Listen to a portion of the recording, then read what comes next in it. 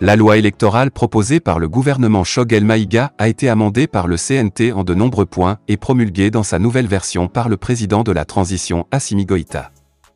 Un camouflet pour le Premier ministre Choguel qui manifestement n'est pas content du CNT et du président de la transition.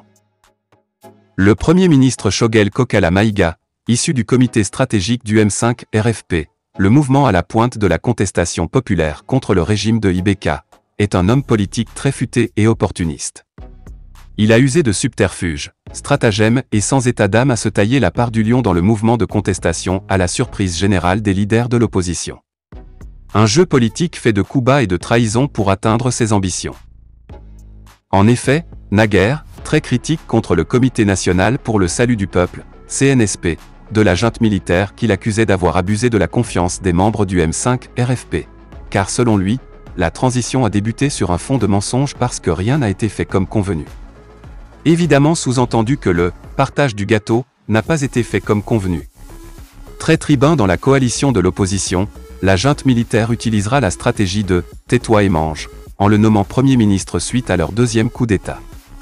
Et contre toute attente, le patron du mouvement patriotique du renouveau, MPR, devient amnésique et prêche la bonne parole pour la chapelle du CNPS et son chef Assimi Goïta.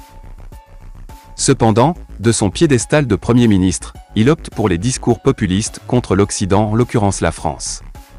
Un discours qui fait tache d'huile dans les agoras d'Afrique francophone.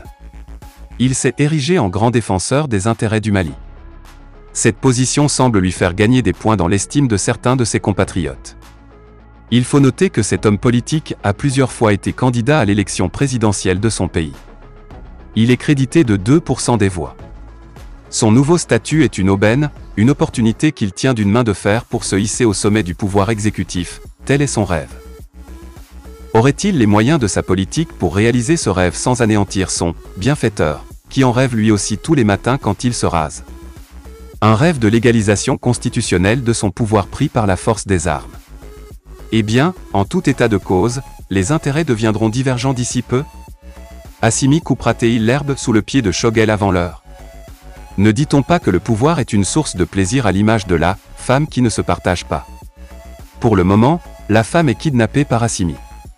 Et Choguel n'a pas encore dit son dernier mot. Wait and see.